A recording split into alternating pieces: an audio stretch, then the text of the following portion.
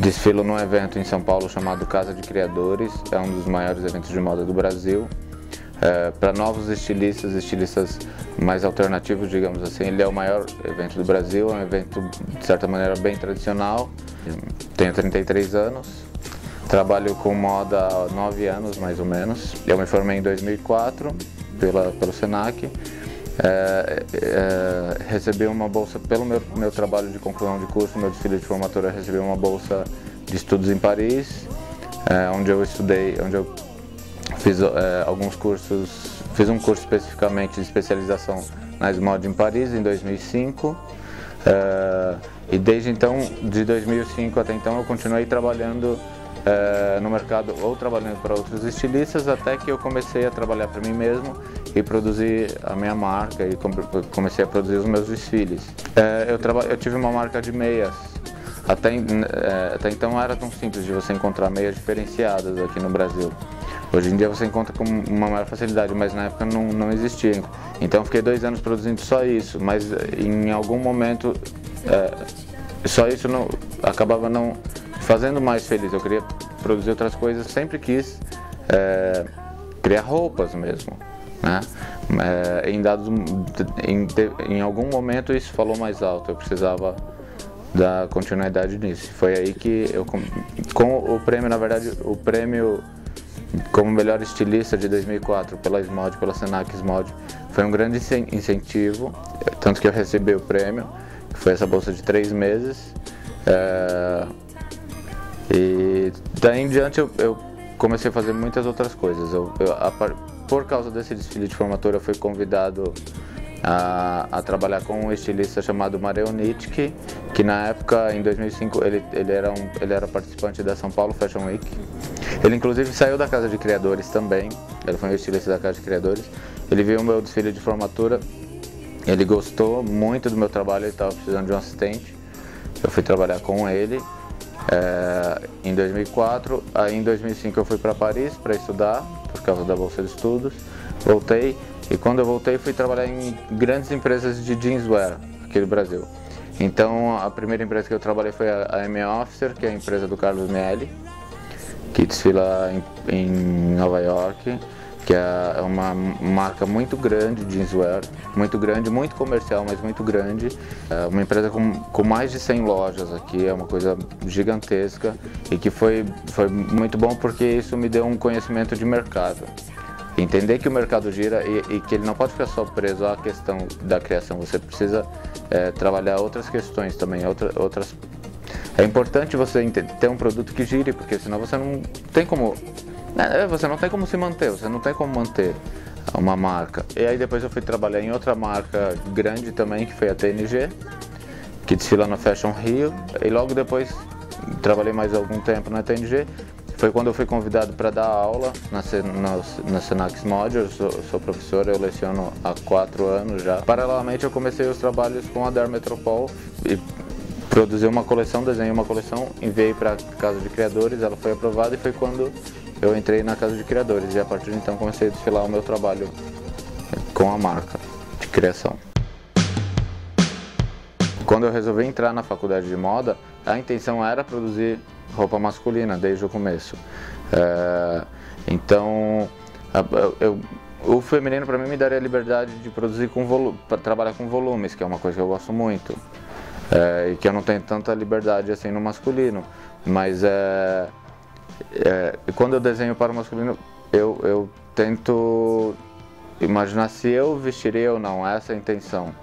Eu tento produzir e criar roupas que eu gostaria que existissem, que eu gostaria de vestir, que eu gostaria de usar e que não encontro, não vejo no mercado. As minhas coleções elas sempre têm como tema, estão muito ligadas a coisas que fizeram parte da minha história. Então, por exemplo, a última coleção, essa que eu desenhei, foi de um filme que eu gostava muito quando eu era criança, que é um filme de 1964 que chama-se As 7 Faces do Dr. Law. A coleção anterior foi sobre um filme chamado A Viagem de Chihiro, por exemplo, que é um filme também que eu sempre gostei muito. Tive uma das coleções que eu trabalhei especificamente com com uma banda que eu gostava muito quando eu era adolescente, tinha os meus 13, 14 anos, que era o Alice in Chains, porque eu era grunge. Quando eu comecei a desenhar, eu tinha voltado a ouvir coisas que eu não ouvia há 15 anos, por exemplo. Tinha retornado. Isso inevitavelmente acabou me trazendo um monte de sentimentos, um monte de ideias pelas quais eu já tinha passado e inevitavelmente acabou entrando no desenvolvimento da coleção. O mercado de moda começou a se formar efetivamente como mercado de moda organizado há cerca de 20 anos, né?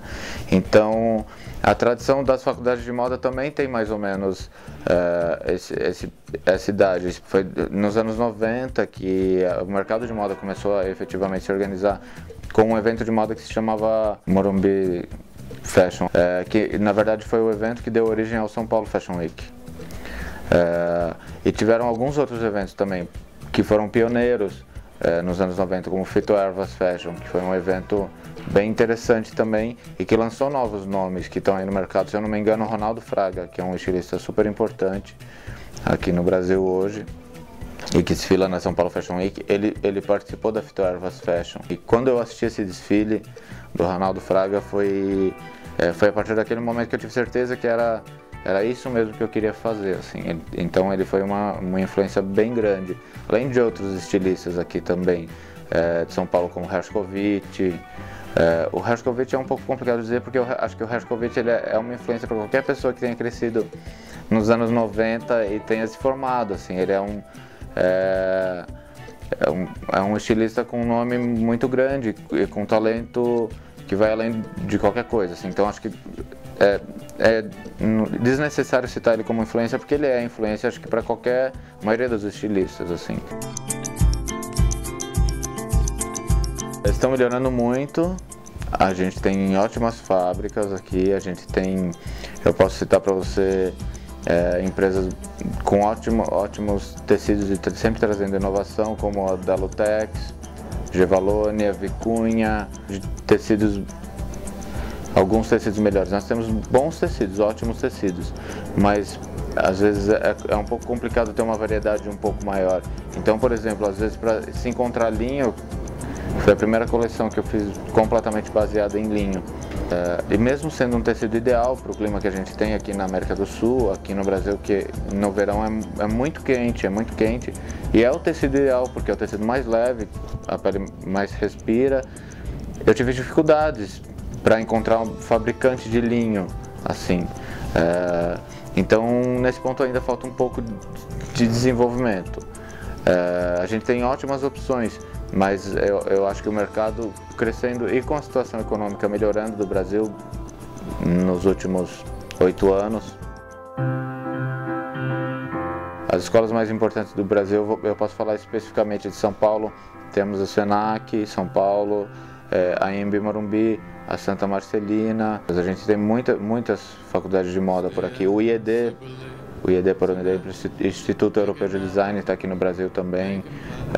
Então tem muitas faculdades de moda aqui hoje em dia. Tem o Senai, que é mais técnico, é um curso mais técnico, mas é um curso bastante importante aqui também. Eu acredito que tem jovens estilistas surgindo muito bons. Eu acho que com a profissionalização do mercado e o número crescente de faculdades, eu acho que estamos sendo profissionais melhor preparados no mercado. Eu acho que a questão da faculdade tem se tornado fundamental na formação de um estilista. Antes você não tinha isso. Muitos estilistas mais antigos, mais velhos, eles são autodidatas, o que é importante também. Eu mesmo aprendi muita coisa depois de ter me formado, já trabalhando sozinho. Toda a minha base de conhecimento vem da faculdade. Não foi tudo que eu aprendi, mas foi importante para me dar a base. Mas eu acho que com o profissionalização do mercado e as faculdades se tornando fundamentais, eu acho que novos estilistas mais preparados vão chegar, estão vindo. Eu imagino que muita gente, muitos estrangeiros, pessoas de fora do país, assim, não tem muita ideia de como é o Brasil, que não tem ideia, por exemplo, que São Paulo é uma cidade super urbana e gigante, que mesmo para quem mora aqui é um pouco assustador, assim. Talvez as pessoas não conheçam muito isso e esperem uma linguagem talvez muito óbvia do Brasil, do que é o Brasil, que seja só o samba, e que na verdade não é. A gente tem uma cultura urbana muito forte também. Eu acho que se eu tivesse que dar dois exemplos de de estilistas e marcas que exploram muito bem isso, acho que são esses dois nomes. Eu acho que é a Osklen e eu acho que é o Ronaldo Fraga. Cada um de uma maneira, o Osklen de uma maneira mais urbana e mais tecnológica, digamos assim, e o Ronaldo Fraga de uma outra maneira, mas que ao mesmo tempo ele consegue escapar de qualquer clichê brasileiro. Você não vê o clichê no trabalho dele e é essencialmente brasileiro, você consegue identificar a brasilidade ali. O Brasil até pouco tempo ele era um país meio isolado na América do Sul, tanto que ele é o único um país que não fala as outras línguas. Isso dificulta.